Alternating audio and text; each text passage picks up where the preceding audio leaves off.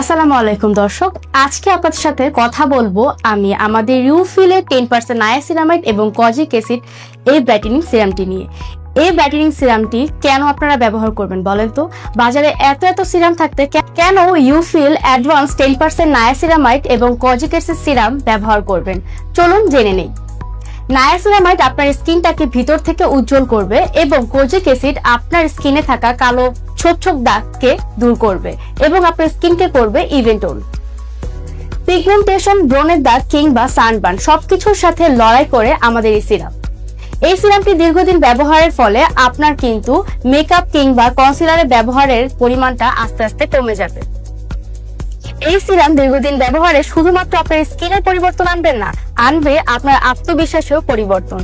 নিজেকে প্রতিদিন একটু বেশি ভালো লাগবে। সিরামটি আপনার স্কিনটাকে এতটা সুন্দর করে তুলে যে মেকআপেরই প্রয়োজন হবে না। এই সিরামটি ব্যবহারের কিন্তু কোনো সাইড এফেক্ট নেই। এই কারণে সিরামটি ব্যবহার করে আপনি কিন্তু একটা ভালো স্কিন পেতে পারেন। সিরামটিতে যেহেতু সিরামাইড রয়েছে তাই এটা আপনার স্কিনে গভীরে যেয়ে আপনার স্কিনটাকে ব্রাইট করবে। আমাদের এই সিরামটি ল্যাব টেস্টেড এবং হিউম্যান টেস্টেড। কোনো সাইড ইফেক্ট ছাড়াই আপনার স্কিনটাকে ডে বাই ডে ব্রাইট করতে হেল্প করবে আমাদের ইউফিলের এই নায়াসিনামাইড এবং কজিক অ্যাসিড সিরামটি। তাহলে কেন আপনি ইউফিলের 10% নায়াসিনামাইড এবং কজিক অ্যাসিড সিরামটি ব্যবহার করবেন না? আমাদের এই সিরামটিতে মূলত দুইটি উপাদান রয়েছে, একটি নায়াসিনামাইড আর একটি কজিক অ্যাসিড।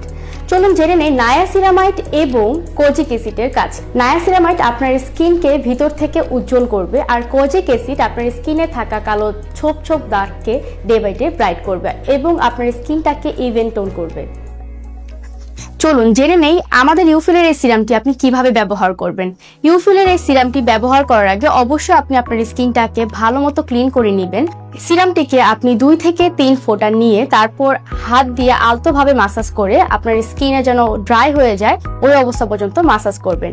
এরপরে আপনি চাইলে আমাদের ইউফিলের যে ব্রাইটেনিং ক্রিমটি আছে সেটি ব্যবহার করে একদম স্কিনটিকে লক করে ফেলতে পারেন।